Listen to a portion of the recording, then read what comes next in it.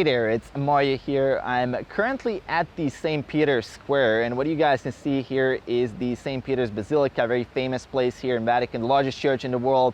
Awesome place to be filming at, a lot of tourists around here. It was a really sunny day. I'm kind of hiding in the shade here to film this quick video for you guys. And I want to talk about a very, very important topic, and that is, how do you stick to a diet? So how do you stick to a healthy diet? And that's something, a question that I get a lot from guys.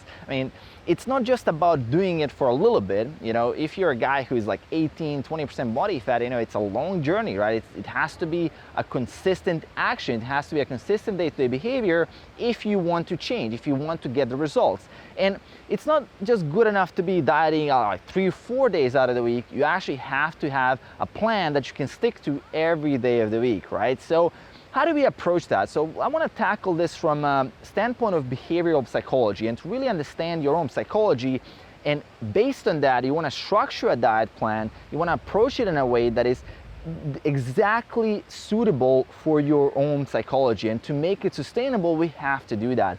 So one interesting concept that I want to throw your way is having an idea whether you're an abstainer or a moderator. So what do I mean by that? Well, an abstainer is a person who basically has to go all in. So if I'm eating chocolate, I'm gonna eat a little bit of it, but no, I can't stop there. I'm gonna have to eat the whole thing. And that's kind of what I'm like. If I'm eating a dessert, I can't just eat like 1/3 of it or like 20% of it. I just have to eat the whole damn thing. If I'm in a buffet, it's gonna be a binge, man. Like, I cannot control myself once I start seeing that temptation.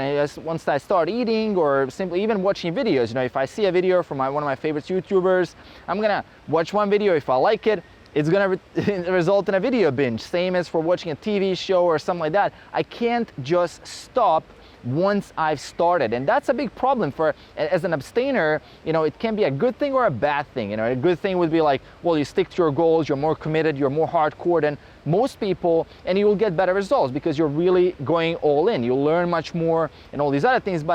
And when it comes to dieting, this is a problem because technically you won't be able to respond to the generic rule, let's do flexible dieting, let's stick to it 80% of the time of whole, healthy, unprocessed food, then 20% of the time whatever the hell you want. But what happens is that 20% will turn into massive binges, and you won't be able to control yourself because that approach, that flexible approach, isn't suitable for your own psychology.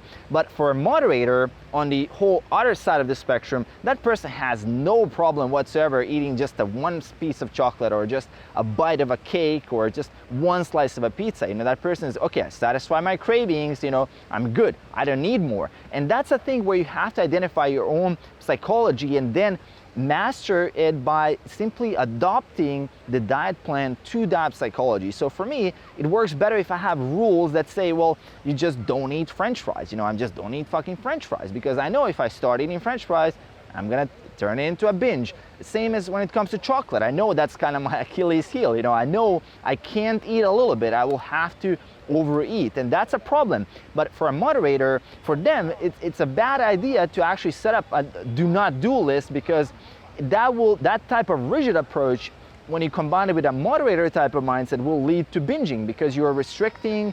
And then when you restrict something, for them, in their mind, the value of something that you restricted is a lot higher. So this thing that you restricted is getting more value. And that's a problem if you're a moderator. If you're an abstainer, for you, it's cool. Like, you just say, hey, I'm not gonna eat this, and you don't eat that. Like, you can easily stick to certain rules compared to a moderator that doesn't like rules. Moderator likes flexibility. It likes to have a lot of options, likes to do different things, likes to try out a variety of different things. And that's a really cool way of looking at things, because now you can kind of identify your own behavior, and you can see, well, that's what I've been missing all these years. That's what I missed all along. Because if you try to adopt the standard flexible dieting approach to someone who's a moderator, it will be a perfect match. But if you try to do the same thing with an abstainer, you're in for a lot of trouble, because that person will result in a lot of binges. They won't be able to control themselves.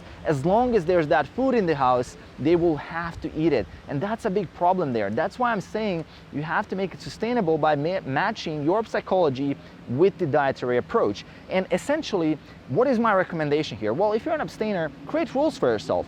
Pre-commit create pre-committed decisions where you know how you're gonna behave. If you're in a moderator, well, make it flexible. Have a variety of options. Don't ban any types of foods.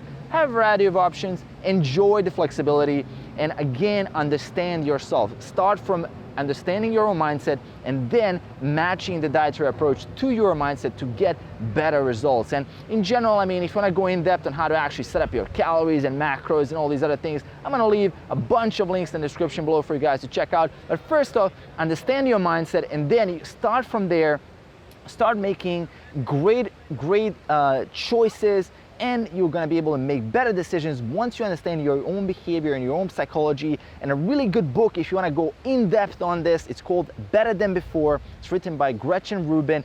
Amazing piece of read. It's gonna be an eye-opening piece of read for you if you're interested in learning more about your behavior and know what makes you an abstainer, what makes you a moderator. So definitely check out that book. I'm gonna link it in the description below for you guys. As usual, aside from that, let me know in the comments below, are you more of an abstainer or are you a moderator? Which one do you resonate the most? Which one are you? So share with me in the comments below. Aside from that, make sure to hit that subscribe button right in the face, and I'll see you guys in the next one. Peace.